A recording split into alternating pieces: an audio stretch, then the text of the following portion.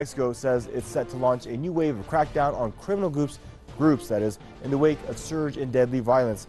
The government said federal police forces will be deployed in many regions, including the resort town of Cancun.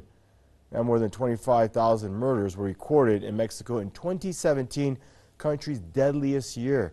Only this weekend, 25 people were murdered, including 9 men who were executed at a party. Rival drug gangs in Latin American country have increasingly splintered into smaller, more violent groups after more than a decade of military-led campaign against them. Violence is a central issue ahead of July's presidential election. A recent polls show that President Enrique Pena Nieto's ruling party is trailing in 3rd place.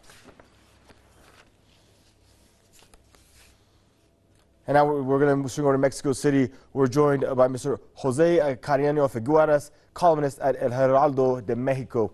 Hello, sir. Thank you for joining us. And your thoughts, a lot of people say that this war on drugs, this new war on drugs, is long overdue. It should have happened long ago. But it seems like a lot of people would say that the president is doing this because it's an election year.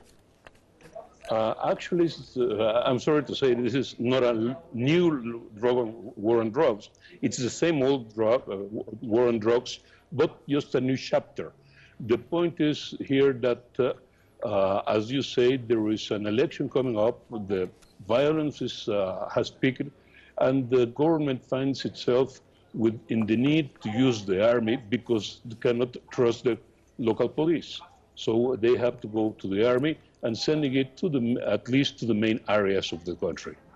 But a lot of people say, a lot of critics say a lot of those areas, soldiers in the army are compromised by drug gangs. They're on the take. For all we know, I mean, is there a chance? Yes. Is it possible? Yes. But the government doesn't have anything else to send. The police, the local police mainly, is compromised. That we know for sure. The army is somehow a lot less, is in a different league.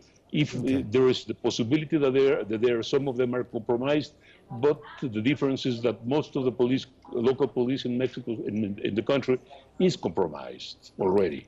And I'm sure you know this 25,000 for 1 year is just an astonishing figure. It's almost incomprehensible by most standards. I want to ask you, are you optimistic that 2018 will be a better year on record after this new crackdown by the government on drug cartels and gangs?